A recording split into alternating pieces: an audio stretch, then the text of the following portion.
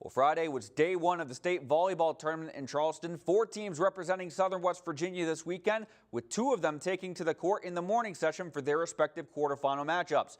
Let's go out to Charleston. Shady Spring taking on Bridgeport in the Class AA quarterfinals.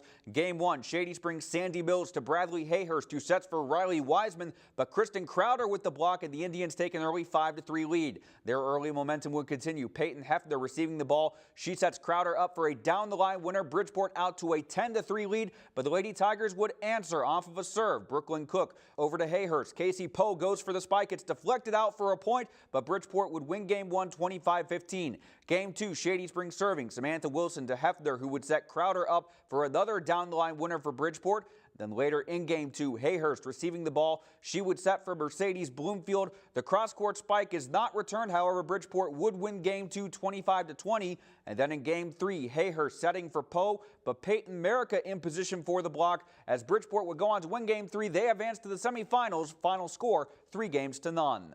Also in the morning session, Greenbrier West facing East Hardy in Class Single A. Game 1, Lady Cavs receiving the serve. Carlene McClung to Amanda Church, who sets for Rachel Atkins. Greenbrier West would win the point, but East Hardy would win Game 1 25-13.